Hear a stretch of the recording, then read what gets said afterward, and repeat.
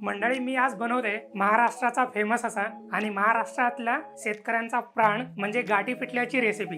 गाठी पिठलं बनवणं एकदम साधं सोपं आहे, टेस्टला एकदम अप्रतिम लागते। हिरव्या मिरचीच्या ठेच्यामध्ये जर बनवला ना एकदम झणझणीत बनते। चला तर मग मंडळी फटाफट रेसिपीला स्टार्ट करूया। हो पण त्याच्या आधी चॅनलला सबस्क्राइब करा, लाईक करा आणि कमेंट करायला विसरू नका। तर मंडळी, आज पिठल्यासाठी ना हिरव्या मिरचीच्या ठेच्याचा वापर करणार आहोत। त्यासाठी सगळ्यात आधी मी हिरव्या मिरचीचा ठेचा ठेचून घेणार आहे। त्यासाठी मी इथं 4 हिरव्या मिरच्या घेतलेल्या आहेत। हिरव्या मिरच्या अशा प्रकारे मी तोडून टाकतो।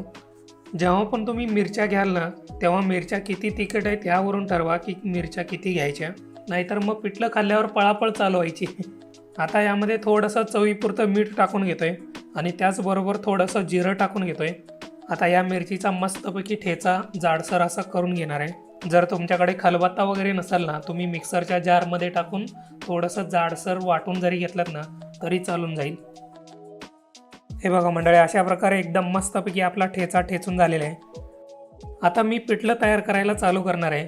त्यासाठी मी कढई चांगलं गरम करून घेतलेलं आहे। गरम झालेल्या कढईमध्ये ना 4 ते 5 चमचे तेल टाकून घेतो आणि तेल पण चांगलं गरम करून घेतो। एकदा का मस्तपैकी तेल गरम झालं ना, आता यामध्ये अर्धा चमचा मोहरी, अर्धा चमचा जिरा, अर्धा चमचा ठेचलेला लसूण आणि मगाशी जो आपण हिरव्या मिरचीचा ठेचा ठेचून घेतला ना तो यामध्ये टाकून घेतोय आणि त्याचबरोबर काही कढीपत्त्याची पानं। आता हे सगळं टाकून झाल्यानंतर ना तेलामध्ये 1 मिनिटासाठी चांगल्या प्रकारे परतून घ्यायचं आहे। हा मंडळी, हिरव्या मिरचीचा जो ठसका मला आता लागलाय ना त्यावरूनच मी आता समजून गेलोय आपलं जे पिठलं बनणार आहे ना ते एकदम झणझणीत बनणार आहे। आता मी यामध्ये टाकून घेतोय बारीक कापलेला 1 वाटी कांदा।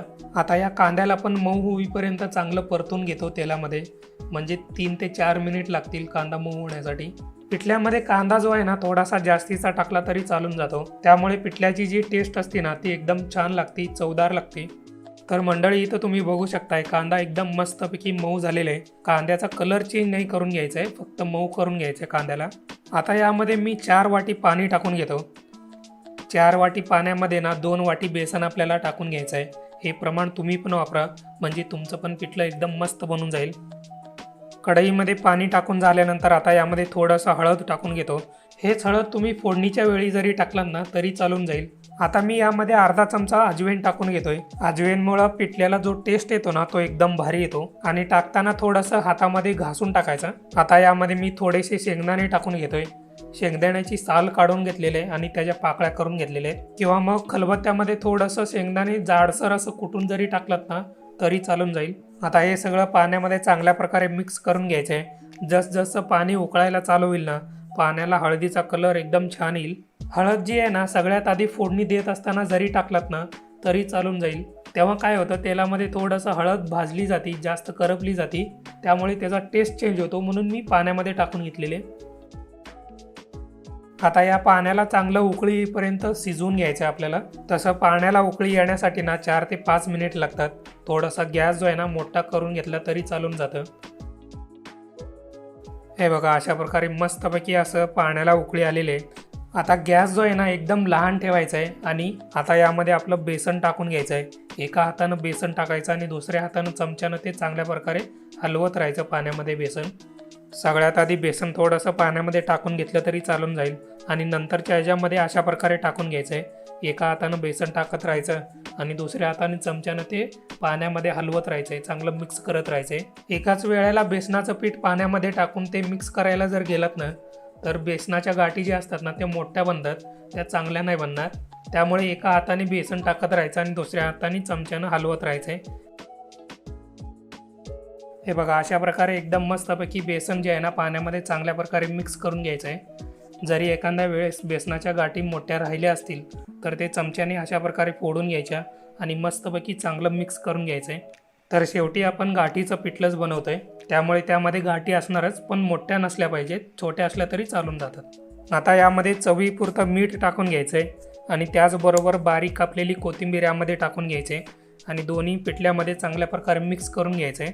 जसं पिठलं शिजून चांगलं रेडी होतंय ना तसं पिठल्याचा जो वास येतोय ना तो घरभर दरवळतोय, एकदम मस्त असा वास येतोय। हा, एकदम भारी, लय भारी म्हणजे लय भारी। आता लावायचं आहे वरून झाकण आणि 5 मिनिटासाठी मंद आचेवरती पिठलं शिजवून घ्यायचं आहे.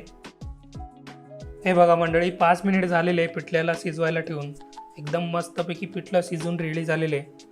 इथं तुम्ही बघू शकताय पिठलं जे आहे ना, जास्त पातळ पण नाही झालेलं आहे, जास्त घट्ट पण नाही झालेलं आहे. म्हणजे शेवटी एकदम मस्तपैकी परफेक्ट असं झालेलं आहे आणि टेस्टला पण एकदम झणझणीत आणि चवदार झालेले. तर मंडळी, अशा प्रकारे एकदम मस्तपैकी आपलं गाठीचं पिठलं रेडी झालेलं आहे.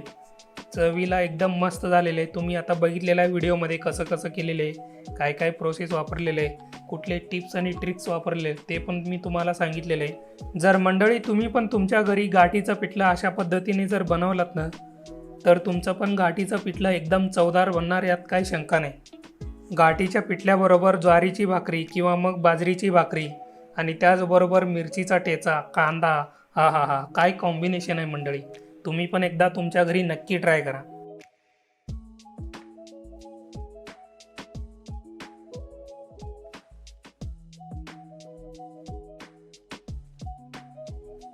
तर मंडळी, गाठी पिठल्याचं ताट आपलं रेडी झालेलं आहे. गाठी पिठलं बनवणं एकदम साधं सोपं आहे, तुम्ही आता बघितलेलं असाल.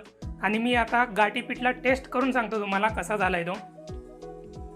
भाकरी बनवलेली आहे, भाकरी बरोबर ठेचा आहे, गाठी पिठला आहे, कांदा आहे हाताने फोडलेला,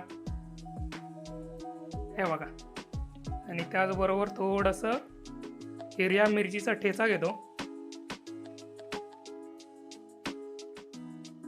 हा मंडळी, लई भारी झालेलं आहे, मस्त, एकदम मस्त.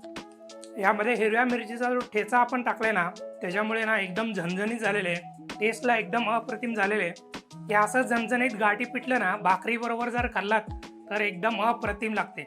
चला तर मग, रेसिपी आवडली असेल तर लाईक करा, कमेंट करा आणि सगळ्यात महत्त्वाचं चॅनलला सबस्क्राईब करायला विसरू नका.